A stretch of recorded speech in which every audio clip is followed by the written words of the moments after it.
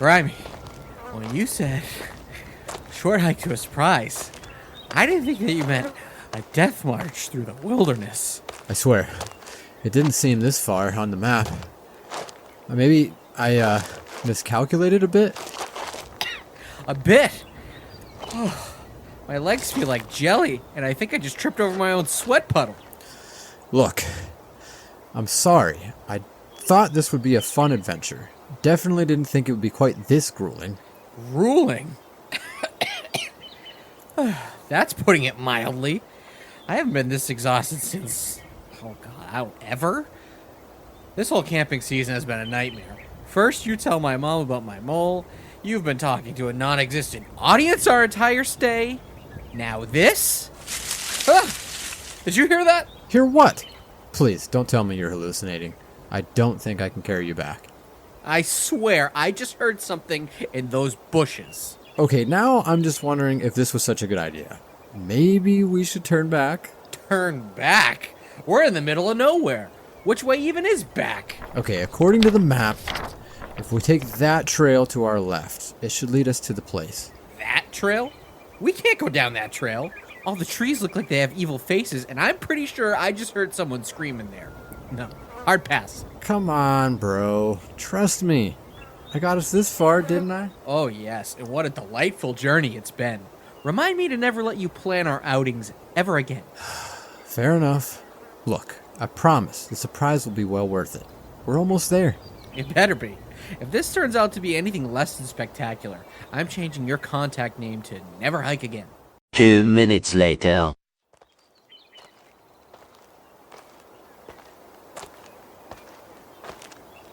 All right, Mr. Almost There. I think we're officially lost. Just hold on. I swear we're close. Wait. There it is. Is that what I think it is? Absolutely, brother. Welcome to Camp Pizza's best kept secret, our very own hidden drive-in movie theater.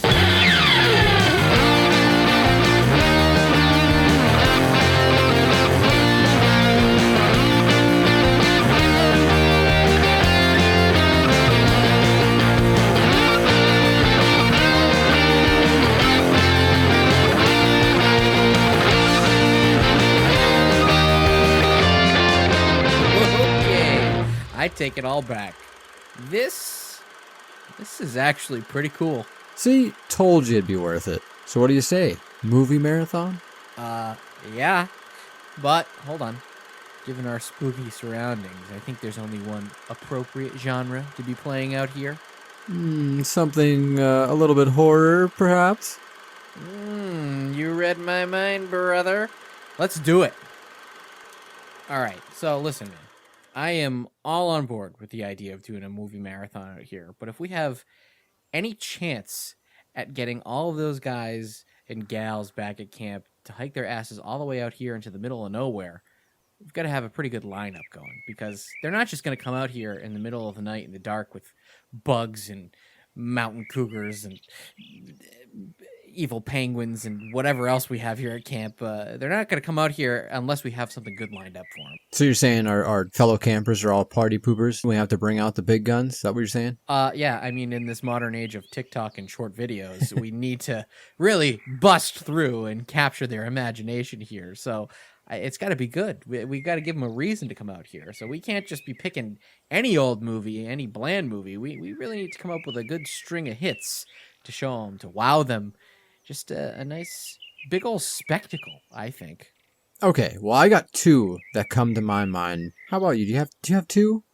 Oh, I can come up with two, I'm sure. But let me hear what you're thinking first, and then I will base it around that, and we can kind of come up with a perfect, let's call it a 4-movie marathon. I think that'll get us pretty far throughout the night. Yeah, I think that'll work. All right. Well, let me see here. It's summer. It's pretty hot. We're at camp.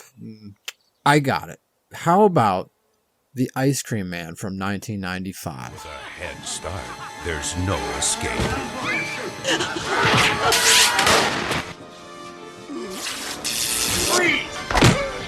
You can run, but you can't hide from the Ice Cream Man. Let us pray. Starring Olivia Hussey, Jan Michael Vincent, Sandal Bergman, David Naughton, David Warner, and Clint Howard as the Ice Cream Man. This is gonna be fun. So I don't know if you've seen this before, but anybody who might be listening, here's the quick synopsis here. Oh, yeah. Anybody who might be listening. Go ahead. Let's hear the synopsis. All me and me, Grimey. In a quiet American suburb, a group of young kids, Johnny, Heather, Chris, and Paul, enjoy typical adolescent activities, including buying treats from the local ice cream truck. Their carefree days take a sinister turn when a new ice cream man named Gregory arrives in town. Unbeknownst to the children, Gregory harbors a dark past, including witnessing his local ice cream man being gunned down and a disturbing stint at Wishing Wells Mental Hospital, where he endured very bizarre treatments. And I think this is the perfect opener for a nice little horror event. I could see it.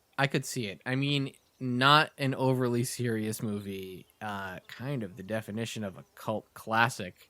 Although maybe even a rung below a cult classic. It's pretty trashy. Oh, man, yeah. It's a pretty trashy movie. I'm sure that more than 99.999% of people who have watched this film are more than happy to admit that it's pretty dumb and pretty awful. Let's face it, no one's going into this expecting Oscar material. But especially for a movie that's starring Clint Howard, I mean, come on. It doesn't get any cheesier than that. Listen, Clint Howard, King of Cheese. He's an interesting case. I mean, I'm sure you know, Ron Howard's brother. So on one end of the familial spectrum, we've got an acclaimed director who started out on, what was it, the Andy Griffith Show as a kid. Oh, yeah. And then moved his way up to Happy Days, and then moved into award-winning fare like Apollo 13 and acclaimed comedies like Arrested Development. And then there's Clint Howard, who stars in Ice Cream Man and on My Name is Earl as Creepy Rodney. Just oh, man. two polar opposites. But I love them all the same. Equally. I love them both equally. Clint Howard, so he plays Gregory, the ice cream man with a dark past. Picture him engaging in gruesome activities like killing and processing dogs, storing human remains in his vehicle and using them as ice cream ingredients. Pretty fucked up. And sometimes he's also an actor. And when he acts, sometimes he does those same things.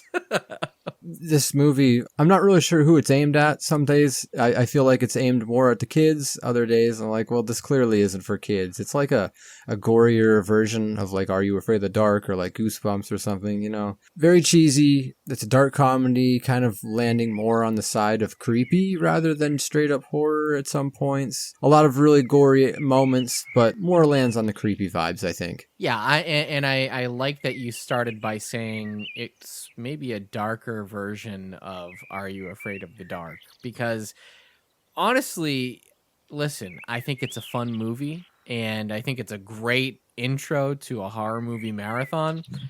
It could be even better if you cut out some of the filler and chopped it down to like a mega length episode of Are You Afraid of the Dark? Like 45 minutes of the best pieces of Ice Cream Man. I feel like you could make this a lean monster of a real non-stop good time. Not to say that at an hour and a half it's not still a good time. I just feel like there's a case to be made for an even shorter version of this movie, and I don't know that that would be to the detriment of the experience itself. Oh yeah. But then again, if you started cutting stuff out, you run the risk of chopping out great, sometimes I would assume missed bits like, I don't eat nuts, they give me gas. Classic lines like that. Or how about when he reaches into the money bucket for whatever reason, and when he's putting money in the money bucket, the Ice Cream Man, there are 2 live mice and a cockroach in it. So, Pretty normal. You know, yeah, pretty normal stuff. And see, that's the funniest thing about this movie is there is some genuine dark comedy happening. Yeah. But then there's also stuff like that, lines in the movie, weird cutaways where it's almost like the people making it weren't sure who the audience would be. And it's making a case for your idea of it being like a kid's horror show. Because a bucket of mice and cockroaches, That fits way more in line with like a Goosebumps or Yeah, something kids. than a proper horror movie. Yeah, It was a weird choice. it is. Yeah, there's. They made a lot of weird and very questionable choices in here. I'm going to just rattle off a couple that are my favorite. I don't know if you happen to notice the fat kid in the beginning, Tuna. Not a fat kid at all. He's just a skinny kid wearing a pillow-lined fucking shirt. Like, they couldn't have just hired a fat kid. That was the first thing that I focused on. And I said, why did they stuff him in this way? It was very reminiscent, but of a worse version somehow of Stand By Me. Yeah. With the lard ass segment, where in that movie they did get a slightly chubby kid, but they just patted him to hell to make him look even fatter than he really was. Mm-hmm. This, they didn't even make that attempt. They're like, let's get a skinny, fit kid who definitely plays sports in real life and shove a fucking $5 Target pillow up his back and and on his chest, and then tuck his shirt in for some reason. Yeah, tucked in shirt. I mean, you could tell everywhere else is skinny except for like the pillow-lined shirt. It's a very, very awkward choice, but I don't know. It really helped make me enjoy this movie a little bit more. So another spot here, there's a part where the two cops are like being chased in this mental ward by all the different inhabitants of it. You know, there's like this weird strewn mental ward that's been taken over by the inhabitants and like creepy doctors and stuff. And you could tell that these actors just did not want to be there. He's like, the one is kind of taking it serious and like making it look kind of like he's putting some care into it. And the other one's clearly just like, he could care less that he's there. It's almost like he's not there. Well, I mean, you definitely get the vibe that they showed up to set and it's clearly shot at night. I don't believe this was an actual set. Like, they probably found an old gross building. Oh, yeah. Painted a bunch of people in some party store makeup and off-the-shelf special effects. And they told these two men who are hoping to have a budding acting career, they said, now you're getting chased. Pretend like you're in a haunted house and everybody's chasing you. And these two guys, you could tell they probably haven't slept in a long time because these odd hours from shooting this movie are just getting to them. And they're like, really? This is what we're doing tonight? They just look more annoyed than anything. So one last little tidbit I thought was kind of interesting was the injections that they get at the mental ward, where it's just like this green goop in a syringe. I also happen to notice that the guy that plays Professor Perry from TMNT Secret of the Ooze is in this movie. Are they just shooting these mental patients up with the ooze, the mutagen, perhaps? I would assume so. I have to imagine that this movie, shoestring budget, they were knocking on studio doors. They're like, listen, we got a project in the works. Whatever props you want to give us or sell us for like half price, we'll take it and we'll make it work. We'll write the script around those props. It checks out. I swear it does. And lastly, Clint Howard's his deep, raspy voice. Apparently that this was achieved by yelling at the top of his lungs every single day on the way to work. The idea that he's just screaming at the top of his lungs on his way to work, just just screaming because he doesn't know how his life turned out this way, and his brother's is maybe slightly a little bit better. You know, maybe that's just a theory. Maybe he's just screaming about how much he loves going to work and how much he loves acting in these movies. Just like, hell yeah. Can't wait to play the ice cream man today. Hey, one quick thing that I want to mention, because I think this is a great pick, and I do think that this should be our first movie for our movie marathon here. When we pop it on, there's a scene on the playground. I want you to really, really look hard when they're playing at the playground and they're on this spinny, swirly little thing, whatever you want to call that. The yellow little merry-go-round thing. Yeah. Merry-go-round, spinabout, whatever the hell.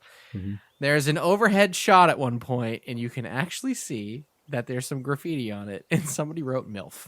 I did see that. I did happen to see that. Yeah, that's unexpected. I didn't realize that MILF was used back in 1995. That's great. I love it. I wonder if it's the origins of the term. It seems well before that term was was accepted colloquially.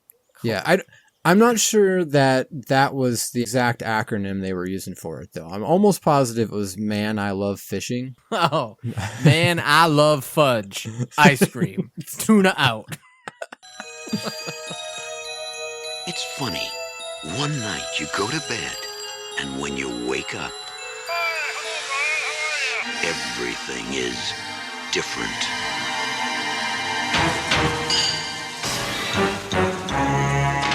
Now Brian's acting a little peculiar. He's like a completely different person. I don't even know him anymore. Something's gotten into him. Sometimes everything glows with a different kind of light. Deep into him. What are you telling me? That we killed someone last night? Something bad.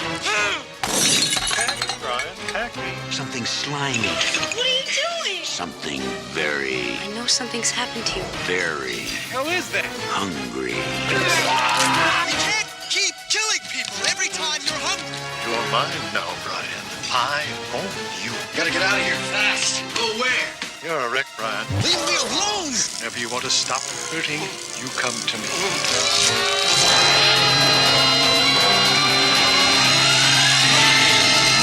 Brain damage. It will turn you inside out. All right. So do you know what I think would be a perfect follow-up to The Ice Cream Man? I think 1988's Brain Damage is a great follow.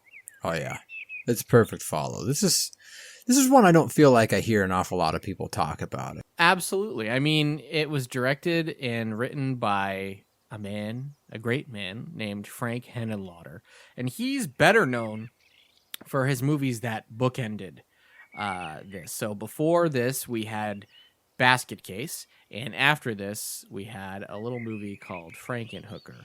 And I feel like those are a lot more talked about than Brain Damage, but sandwiched between those two better-known movies is this one.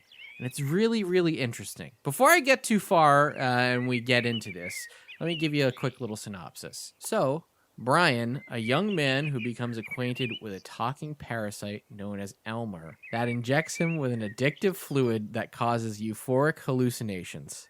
In return, Elmer demands that Brian allow him to feed on the brains of other humans. So basically, it's a whole parasite host situation. But it's fun! Oh yeah, it is really fun, and very ahead of its time. It's funny, when you look this movie up, there's been a lot, for a Grindhouse B movie, there's been a lot of people trying to sort of dissect it and find deeper meaning in it. And it's kind of funny because Frankenhooker has more or less been like, yeah, I just made a monster movie. Right. Anything that you're getting from it, maybe it's there, maybe it's not. I don't know. My intent wasn't to have some socio-political commentary here, underlying. But if you're finding it, it might be true. I don't know.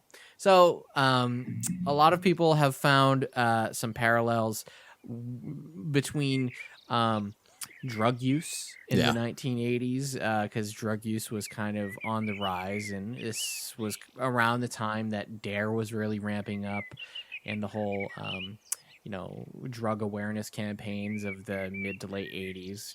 No smack, no crack, no angel dust. yeah, the whole TMNT thing. It's absolutely.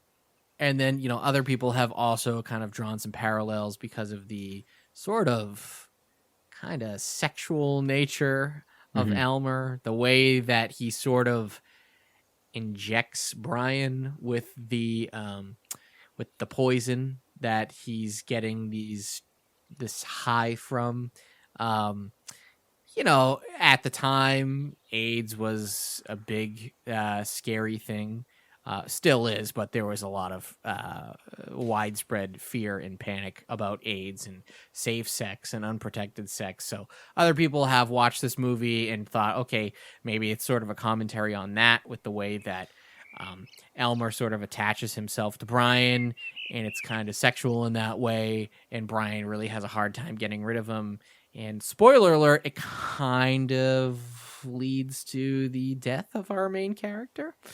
Yeah. So there's been a lot of speculation from other much smarter people, much smarter than I.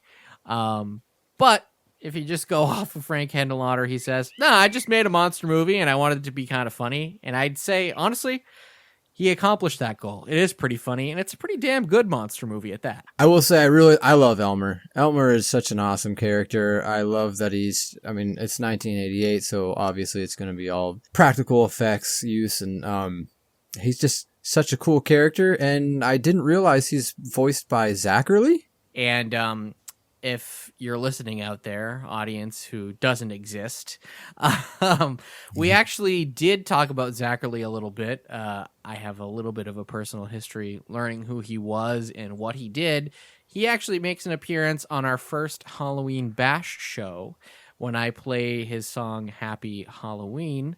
But yeah, I was glad to see that he made it into at least one movie and kind of broke away from his horror hosting roots and got to sort of solidify himself in a real, genuine horror movie. Yeah, totally.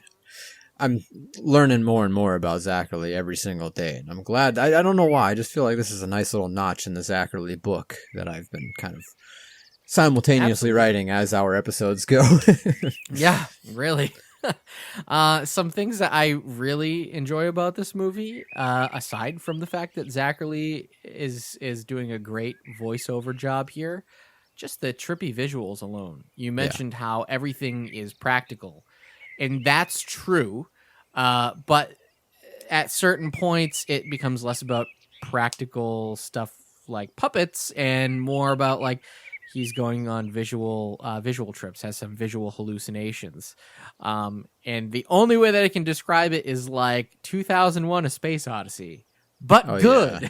It does have a lot of really cool sequences and transitional sequences, things turning from one thing into the other, specifically where he's like first going through the drug and like the room fills up with water and he's like staring at his light bulb, and it's a really cool kind of eerie sequence. It's interesting. It makes you feel kind of dirty.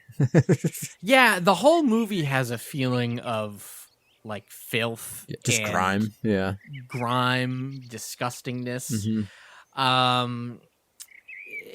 And I think that's something that Frank Henenlotter does really well in all of his movies. He like not only captures like the grittiness and disgustingness of the subject matter itself, like, in this particular movie, it's about going out and killing people and letting a parasite eat other people's brains so that you can stay hooked on a drug and don't have to go through withdrawals. So just in that premise alone, of course, there's going to be some griminess and grossness. But on top of that, it's happening in 1980s New York City, which is well known as being like one of the low points of New York City, of it being sort of a crime-infested cesspool. Oh, yeah. So he kind of commits that disgusting nature of the city to his films in a way that I don't know many other directors did at the time. They sort of prettied up the city and glossed it up, and he kind of showed it for what it was if you were a normal person, not Gordon Gekko, but if you were just some fucking random dude, Dwayne with a basket and your deformed twin brother walking down this, 42nd Street or something like that. So he does that really well, and this movie definitely feels pretty gritty and gross because of that. Oh, yeah. Yeah, I feel like this movie also kind of pushed some of the limits that I was surprised to see happen in 1988. Specifically the, like, spoiler alert, the fellatio scene. I was like, wow, they really fucking went there with that one. I mean, I guess it had to happen because, let's face it, that's kind of what this guy, Elmer kind of looks like in the every sense of the word. But, that scene totally happened. It's funny because I decided to do a little reading about the movie as a whole. And of course, we start getting into conversations about special effects and the special effects team and what Frank Henenlotter was telling them, what he was going for. At a certain point, they mentioned how Elmer sort of looks like it's a turd mixed with a dildo.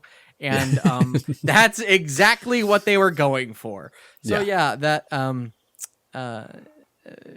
Willie was a bit of an aspirational goal for the look of Almer. So yeah, if you get those vibes off of him, that he kind of looks like a big old peepee. That's what they were going for. It's a wild ride, but yeah, I'd recommend it to anybody who's, fans of unique, bizarre horror comedies, because that's, to say the least, this is exactly what you're getting, and it's an awesome watch, man. It's a great watch. It moves along at a pretty good pace. It's fun. It's funny. And keep an eye out. I mentioned Basket Case earlier. You do actually see the non-mutant brother, Dwayne, from Basket Case in a scene on the subway. So there's an idea that his movies connect and that they're living at the same time in about the same place. So Basket Case exists in this universe, which is really cool. And the only last thing I wanted to bring up was Brian, our main character. Does it also seem like his brother is a little too eager to steal his girlfriend away from him? You almost see it immediately. Like, they just seem too friendly together, like the brother and the girlfriend. Like, something's not right here. I feel like maybe this was pushed a little too far, but yeah, pretty eager. Yeah, he's plotting from the beginning. He said, yeah, I'm going to steal this chick away from you, bro. He's been thinking about this since 4 years ago. What are you talking about? So I guess the biggest villain, is my point, in this movie, is not Elmer. It's his own brother, his own flesh and blood. Yeah, Elmer just wanted to eat people. He wasn't trying to fuck his girlfriend. Jesus Christ. In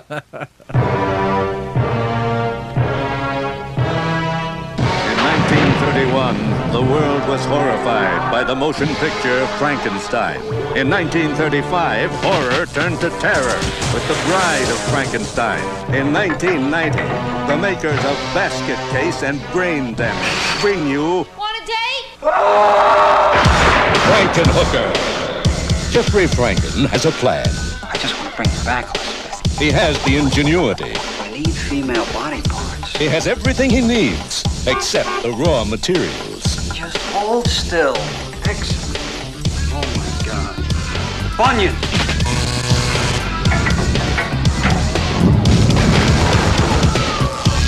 Wow! Jeffrey's creation is alive. Looking for some action? Oh, yeah. She's sexy. Want a date? You going out? I'm on my way home, but thanks anyway. And she's sutured to please. Listen, I'm looking for a very tall, attractive woman. She's purple. She's got fresh stars on her. She's in the bar! Now a motion picture like no other. A tender story of love and romance. Want a date? A gripping tale of lust and revenge. Frankenhooker. Incredible. Some assembly may be required. All right, so you brought a Frank Henenlotter film up, and you actually briefly touched on this one that I'm going to bring up right now, and I think we should dive into Frankenhooker after all. It just seems fitting. Honestly, I agree with you. I think we're on a roll here. Ice Cream Man into 2 Frank Henenlotter movies. That's a great stretch of horror comedy, and kind of getting better as they go along. So a quick synopsis of Frankenhooker. In this garden of earthly delights, aka New Jersey, Jeffrey, a mad scientist with more brains than common sense, decides to play God after his fiancée, Elizabeth, gets a little too close to his latest invention, a remote-controlled lawnmower. Determined to piece together his relationship and his bride, Jeffrey embarks on a wild ride to the Big Apple, where he shops for spare parts, but this experiment goes haywire as he accidentally turns several working girls into fireworks. With Elizabeth reassembled and ready for her close-up, Jeffrey thinks he's home free. Then his patchwork princess makes a run for it. He finds himself in hot water with Zorro, the pimp, who's not too happy about his depleted workforce. That's Frankenhooker, everybody. It's almost indescribable. Oh man, it is. I'm impressed that somebody actually collected enough thoughts about the movie together, enough plot points to make a summarization, because it's just one of those movies that it's almost hard to describe, and you don't believe what you're reading when you're reading the synopsis. It's No, that can't be. That doesn't happen in one movie. All of that? No. You could just blink and feel like you're watching a whole different movie. Yeah. But anyways, this was a pretty recent watch for me. I actually think I watched it last year for Halloween. First time I ever watched it. I hear a lot of people talking about this film. I did not look up anything, spoilers or anything like that. And boy, was I glad I didn't. So, classic Frank Henenlotter. He kind of paints this unrealistic, darker side of New York City in the 80s. Which I love. You already know that I got love for that when I talked about Jason Takes Manhattan. It's one of my favorite vibes for the city, and I think that it deserves more attention. But it's got this obvious creative twist on the Frankenstein story, another social commentary, obvious play at some drug abuse, maybe some exploitation and body image undertones in there. I don't know if Frank himself disputed any of this stuff or not for this specific movie, but it's there, it's obvious, it's very evident. Yeah, I mean, this one is, kind of like Brain Damage, but cranked up to 11. This is like his, well, this is his movie on super crack. I guess that's the most fitting way to describe it, considering that's part of what this whole movie is about. Just quickly doubling back, you talked about New York being grimy and gritty, just like in Brain Damage. In Frankenhooker, specifically, we've mentioned this on the show before, but compared to something like Brain Damage or Basket Case, to me, the grungy New York City late 80s, early 90s that were shown here, it feels like a character unto itself.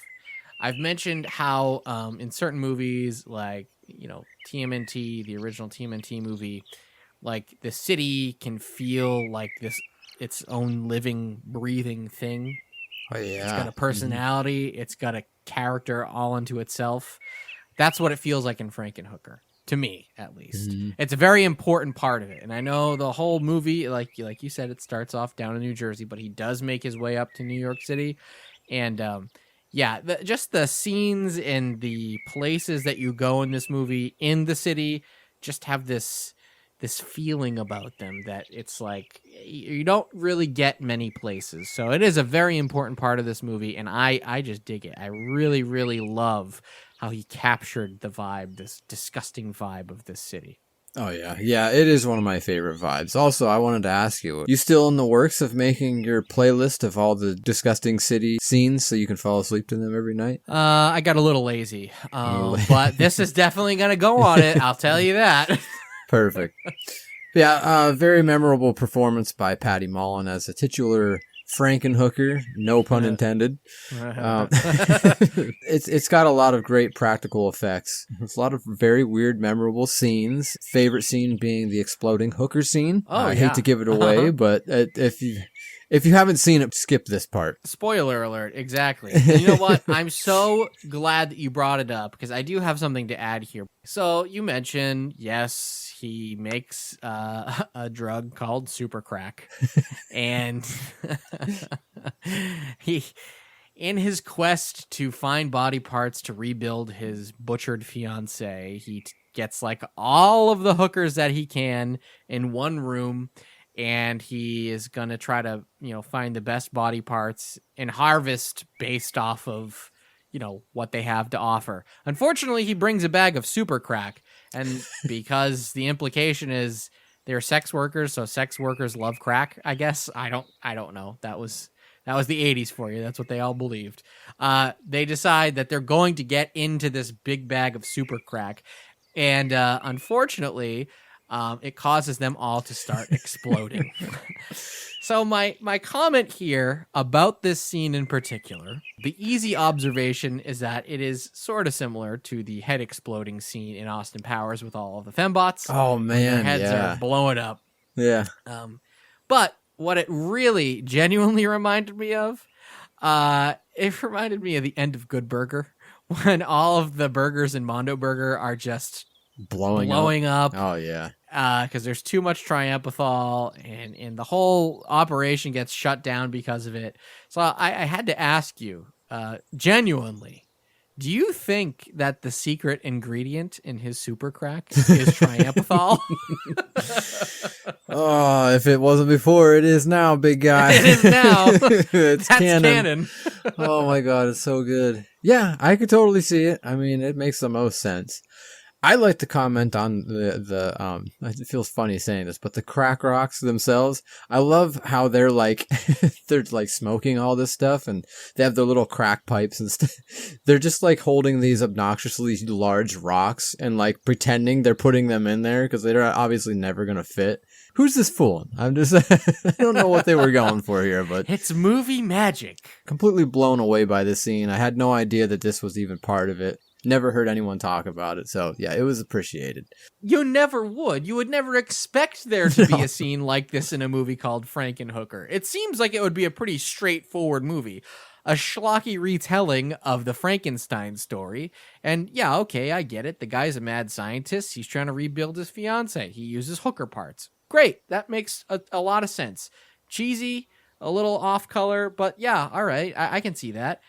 The fact that something called super crack comes into play, that's just so out of left field you could never predict that being a not plot at all. point. So goofy. There is a lot of other cool practical effects in here. One we see right in the beginning before the fiance Liz's birthday. He's just like playing around with this eyeball meatloaf looking thing in like an aquarium. And they're just kind of all huddled around him looking at him like this is completely normal behavior, and he's just like stabbing it with little like hooks and scalpels and stuff. I'm like, what the fuck? This is like our first scene of the movie. Yeah, that's a good thing to bring up because this guy is clearly a freak. You know, just a real friggin' nut with a penchant for electricity. I don't understand that either. But either way, like, why aren't more people concerned about him and his behavior and his hobbies? I don't. And why is she going to go forward with this marriage to him? Wouldn't that just concern you as the bride-to-be? Like, oh, he likes making crimes against nature, but that's just him. That's just what he likes to do. Some guys like football. He likes doing ungodly experiments in the basement. Yeah. What's your husband do? I don't know. He's unemployed and he plays with fucking body parts. I love him. I don't know. I love him. So another great shot of some practical effects. The freezer, he puts all of his body parts in there, and there's like this weird, mysterious purple goo that kind of keeps all these body parts fresh, apparently. All the body parts from the hookers have all molded into their own little mutant forms, and there's just stuff coming at the pimp as he's over there, and the freezer dumps over at him, and all these body parts start attacking him. That might honestly top the exploding hookers for me, just by a touch, because it's just so fucking serious. So you brought up Zorro the pimp again. Oh yeah. And I'm glad that you did, because it's just a quick little aside here, but Zorro the pimp is actually in Brain Damage. Yeah. As far as we know, he's playing a different character, so there isn't a complete tie. But you do see his naked ass in Brain Damage.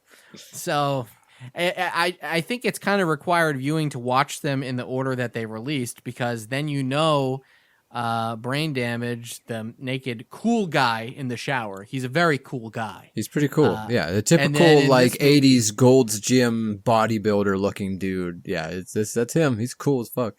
He's cool as hell. He's cool as hell. And listen, I just have to say it. Great ass, okay? So yeah, he must work out. Yeah, he must work out. So then, yeah, you jump over to Frankenhooker, and you're watching the whole time, and you go, I've seen what your buns look like, and I understand why these hookers respect you.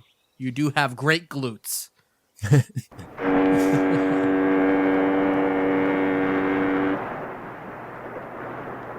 It is night.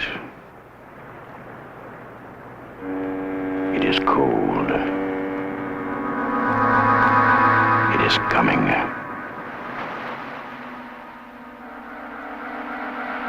For all those who can hear my voice, look into the darkness across the water. Look for the fog. John Carpenter's The Fog. What in the living hell is out there? John Carpenter's The Fog. Coming soon from Avco Embassy Pictures. Okay, so I really love our first 3 picks, but I think we've been leaning a little bit too heavily on the comedy aspect, which is good. That's good. I love a horror comedy, kind of my favorite genre. But I think after 3 movies, if people are still awake, we need to really shock their systems. And the people who have fallen asleep, this might wake them up anyways and really scare the shit out of them before we send them walking back to camp through the dark, dark woods with only a little gas lantern to light their way. You see what I did there? Light their way. I did see what you were doing. That's nice. Well, I mentioned on the last pick that we're kind of progressively getting better with each movie here. Quality is going up and up and up, and I think, honestly, this is going to be the highest quality film of the night. I'm going with 1980's The Fog, a John Carpenter flick.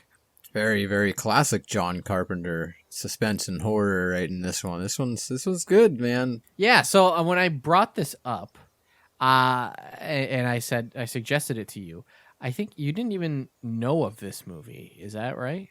Yeah, I mean, no, not really. I was confusing it for a completely other movie at that point, I think. And I was like, wait, that's not it at all. Like, this has nothing to do with what I thought it was. No. And I sort of pitched it to you. I said, all right, so The Fog, it's not his second movie ever, because John Carpenter did a few movies before even Halloween. But what I did sell it to you on, I said, this is his movie that directly followed Halloween. And because of that, he's still riding that high. He's working with the same crew. He gets a lot of the same actors back. And I was like, if that doesn't sell you on this, I don't know what will. And you're like, yeah, all right, that sounds pretty interesting. Dude, it is. And it's so evident that this was directly after Halloween. This just reeks of Halloween. Yeah, so this one, written and directed by, obviously, John Carpenter and Deborah Hill. That was his, at one time, I believe, girlfriend. Yeah, I and read that. Just co-conspirator, creative partner, like all of his best stuff she was involved in. At least that's my understanding of it. But anyways, a quick synopsis for you. So the story of a strange glowing fog that sweeps over a small coastal town in Northern California, bringing with it the vengeful ghosts of leprous mariners who were killed in a shipwreck there a century before. So, it's funny. Upon my rewatch, so I could maybe suggest it for this program of ours, I had always thought, I watched this when I was a kid, and it's been a long time since I popped it on. I always thought that this was a movie about ghost pirates, because I didn't really pay much attention during the exposition parts. I just knew that I liked these figures coming out of the fog and killing people, I just assumed, they look like pirates. Some of them have swords. Yeah, all right, ghost pirates. No. So I was shocked to learn on this rewatch that, yes, it's leprous mariners. So people coming out of this fog are the ghosts of, well, let me get into it a little bit. A century earlier, so in 1880, because this does take place in 1980, the town priest of present day, Father Merlone, finds his grandfather's diary. And in that, it's revealed that the 6 founders of Antonio Bay, including the priest's grandfather, this is the town that they're all living in currently, deliberately wrecked a clipper ship named the Elizabeth Dane so that its wealthy, leprosy-afflicted owner, Blake, would not establish a leper colony nearby. The conspirators used the gold plundered from the ship to establish the town. So basically, that's the part of the story that I wasn't really getting when I was a kid. It's a story about a town founded on blood money. Quite literally founded on blood money, because they didn't want to have a bunch of neighbors with arms falling off who are very scabby. Yeah, I could see easily thinking that those were pirates, though, especially as a kid. How old were you when you first watched this one? I think my uncle recommended it to me as one of the must-watches when I was like 11 or 12, and I think I probably watched it when I was about 12. So pretty young. Definitely a lot of this went over my head, and what I was really taking away from it was like, ooh, creepy fog, things hiding in it, you know? Yeah. Were you like when you watched Scooby-Doo on Zombie Island, where you're like, wait a minute, I think they took something from John Carpenter's book here? I guess I never really made that connection, but No. you're kind of bringing up a very interesting point there. So I really love the use as the fog is like a character of its own and like a threat, kind of like. Oh yeah. I mean, obviously it's the thing that kind of holds these spirits in it, but like I love the little visuals of just like seeing when they're like on the radar system and you can actually see the fog brewing in. I thought that was really cool. Like just a very, very awesome use of fog as a character. Oh yeah, absolutely. In the same way that the city was sort of a character in Frankenhooker, the fog is obviously a character unto itself, which hides more characters in it. Pretty cool. So I'll kind of again double back. You mentioned that this might have been to its benefit if maybe there was sort of a Halloween tie to it, and I can understand where you're coming from. They start this movie off with a really cool campfire story. Yeah. So a guy and a bunch of kids, they're sitting on a beach, campfire roaring, and he's telling this ghost story. All of these people on a clipper ship, they died because it crashed into some rocks nearby. So it caused the crew to drown after mistaking a campfire for a lighthouse while sailing through. And he finishes the story as midnight strikes, and then that's when all the paranormal activity actually starts around the town, when some weird things are going on. But that in and of itself, the campfire story, I think, we kind of want to bring it into the realm of Halloween and it being sort of a Halloween thing.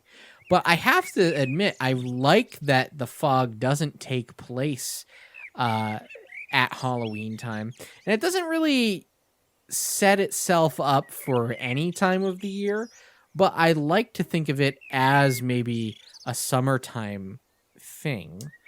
Okay. Because it feels like it could, it's on a beach town. A lighthouse is a prominent part of this movie.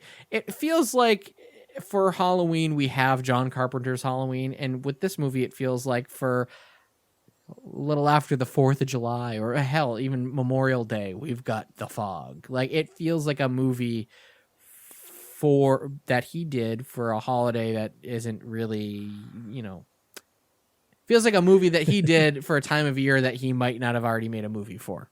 Yeah. So what Derek's trying to say is he likes when things are seasonal and that Halloween's already there. Did I just lead into that? Yes, wow. I've actually never talked about this on the show before, but I like when things can be watched at certain times only. Yeah, no, I could definitely see this as more of like a summer flick. Like you said, the camp and the fire there at the beginning, the little this spooky camp story, that was pretty fun. It's got the summer vibes, kind of. I could see it. There was a couple of spots in this movie that really, really got me. I just wanted to say real quick. Oh yeah, not quick. Elaborate. I want to know what got you. First, I want to mention that they used their limited resources to their advantage. Really, not a lot of like gore actively happening or anything like that, if any at all. These spirits take these people and they start killing them. Like it's very effective what they do. Like the fog being there and hiding most of it, so it's more of like a mind thing.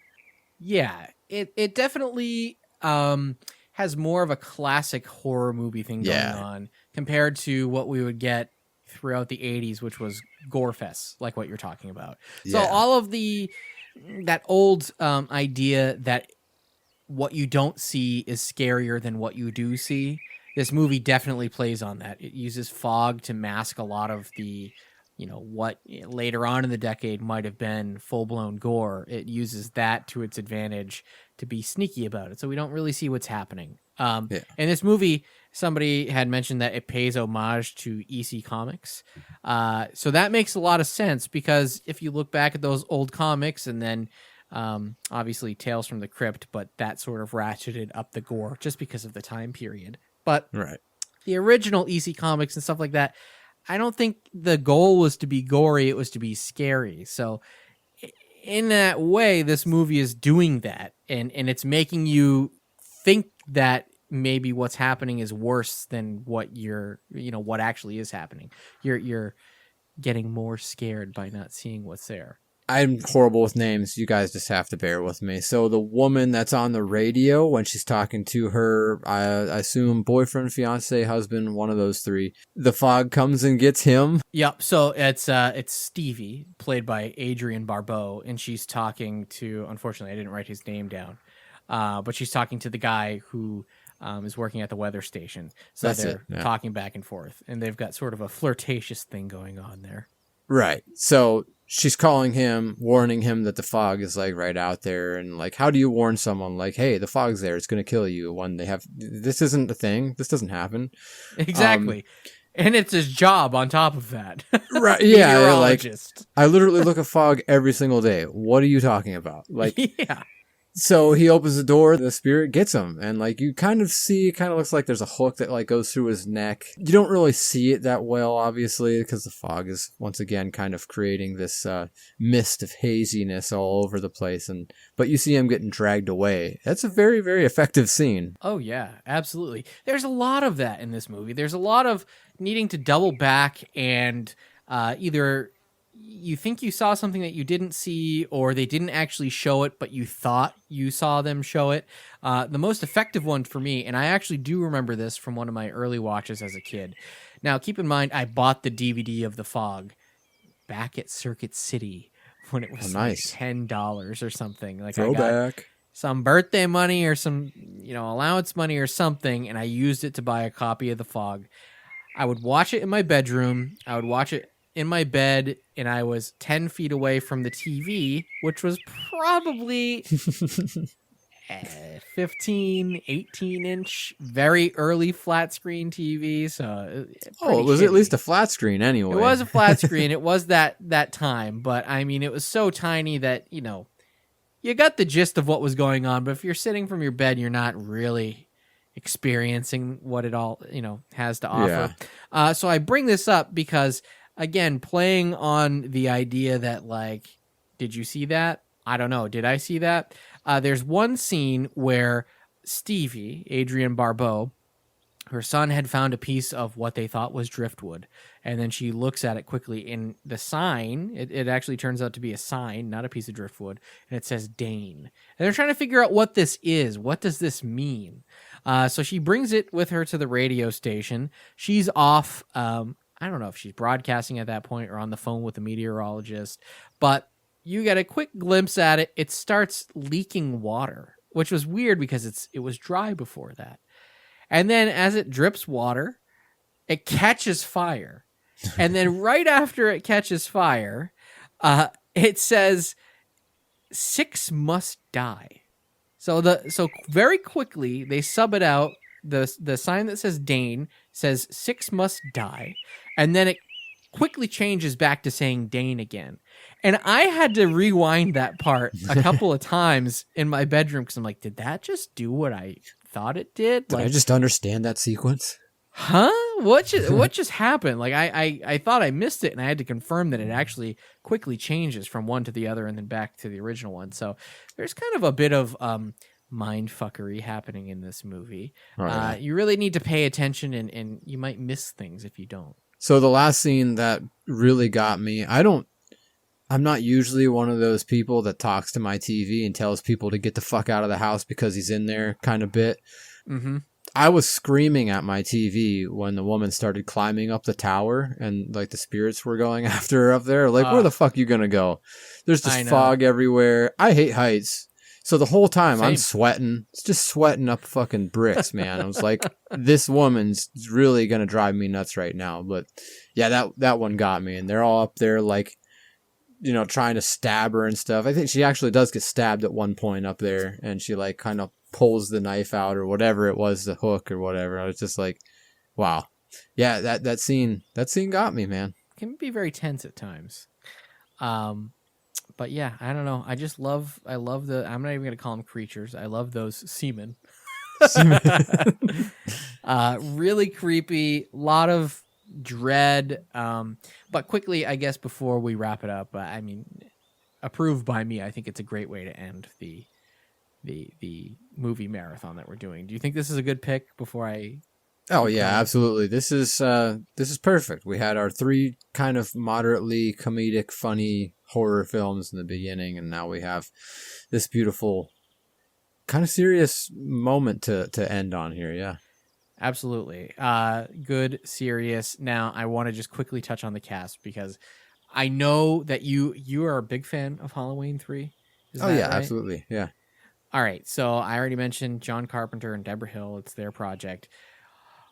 Did you notice that Tom Atkins is also in this movie? I did. Yeah, I sure did. Tom's Halloween a man. 3 and many other, Creep Show, Escape from New York, all this other stuff. Did you notice what his character's name was in this movie? I didn't, actually. I wasn't paying attention. It was Nick Castle.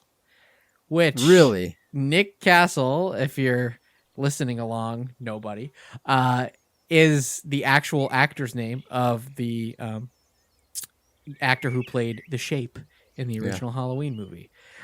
So there's a throwback there and a tie to Halloween there. Jamie Lee Curtis is in this movie. Obviously, she was in Halloween, so she makes the leap over. There's a tie to Halloween. This is interesting. Hal Holbrook is who played the priest in this movie. He was an MVP of this movie, by the way. He's a great character. Yeah, absolutely. I really enjoyed his performance. I was shocked to find out. Do you like the 1997 animated Hercules movie from Disney? Yeah. So the priest is who voiced Hercules' adoptive father in that movie. Really? Yeah, I thought that was super interesting. I never would have pegged that at all, but pretty cool nonetheless. Cool tie. Very, very cool little bit of trivia there. Cool bit of trivia. And then I'm going to end here. Some of the crew also carried over, not just the actors from Halloween. So the cinematographer, Dean Cundy, he jumped over, and that's why I think visually it kind of feels like an extension of that Halloween aesthetic when you're watching this movie. It has that same sort of vibe, look, feel about it. Mm-hmm. And at the time, editor of Halloween, Tommy Lee Wallace, made the jump over with the movie. So I imagine that the pacing feels a little similar because he also worked on Halloween. But Tommy Lee Wallace also made the jump from editor to director. He directed Halloween 3 and 1990's It, just as a little taste of what he did. So you have the director of Halloween 3 working on this movie. So really, this is kind of like the all-star cast and crew from like the best John Carpenter projects and some of the more beloved future John Carpenter projects all coalescing in this really perfect, weird, spooky campfire tale of a movie that, if anything is Are You Afraid of the Dark, it's this one. It is this one for sure. Hell yeah, man. A great ender. I appreciate this one.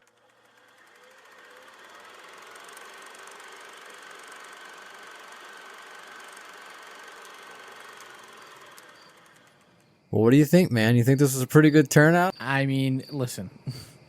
By the end there, somehow everybody who showed up stayed awake through all 4 movies. And as predicted, people really did end up eating up the fog there. How could you not? What a great movie.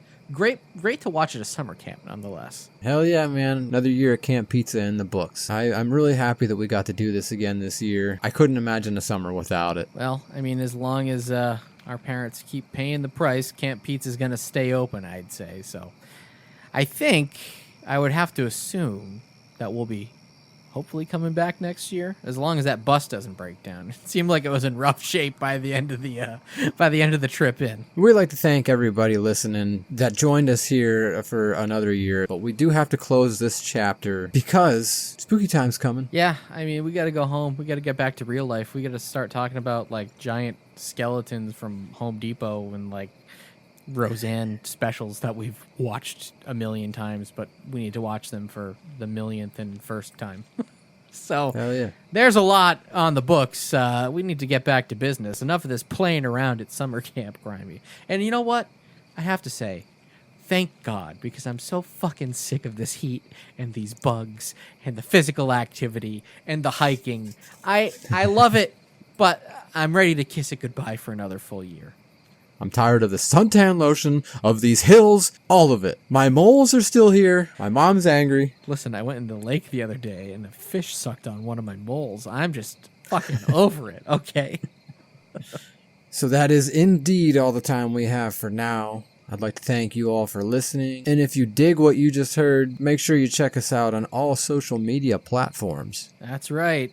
Again, don't know who I'm talking to, but if somehow miraculously you're listening, at Leftover Pizza Podcast on Instagram, and it's the same username over on Threads. You can also check us out over on Twitter, or as the kids call it nowadays, X, at Leftover Pizza Club. That is LFTOVR Pizza Club. And Leftover Pizza on Facebook. We have a page. Go like it. Follow along. But if you're on Facebook already, liking the page, you should check out the Leftover Pizza Club, which is a nice little group that we've made. And, man, there's a lot of people chatting there all the time, talking about cool, nostalgic things, new junk food, hell, even pictures of our cats. We talk about it all over there, so come make some friends. The Leftover Pizza Club. It's true. We all shared pictures of our cats. It was a blast. So exciting news. I don't think that I've said this here yet. There is a new website up right now. It's the same link, leftoverpizzaclub.com. Go there. Check out some nostalgic articles. There's not a whole lot there right now. Listen, I've been out Camp Pizza for the past 3 months, so, I've been busy. Okay? Incredibly spotty Wi-Fi. I don't even know how you managed to launch a new website, but that just proves your determination and sheer will to do it and get it done. I appreciate that. But also, stay tuned. Halloween, as we said, spooky season is right upon us. There's going to be a lot of cool stuff up there very, very soon. So keep your eyes peeled. Yeah, that's right. And I just want to remind everybody, we're on Patreon. $3 a month gets you access to our Patreon exclusive monthly bonus show. And this month we tried every single flavor of Kool-Aid that we found at our little flea market. And you don't know what I'm talking about, because if you're not subscribed to Patreon, you didn't know that last month we went to a flea market here at Camp Pizza. So it really pays to be on the Patreon. You're missing lore, guys. And lastly, wherever you're listening to us, be sure to subscribe, rate, and review. All that stuff helps a great deal, and we appreciate you all very, very much. Very, very much. Now, with no further ado, I have a whole bunch of calamine over at the cabin before we get picked up and get ready to go home, because we just trounced through a whole bunch of poison ivy, and you didn't even consider that. We should have brought a machete or something so we could have cleared a path, but no, I was in shorts like an idiot. I am itching to high hell, or heaven, or both. I don't know. It's bad. So I'm going to say this once and only once. Camp Pizza, we hold you in our hearts. I really, really love you, but man, I got to fart. We'll catch you next year. Wait a minute. What? Do you see that over there? Is that the fucking Mystery Mobile? No, that couldn't be. You haven't drank water all summer. I think you're at the point of hallucination.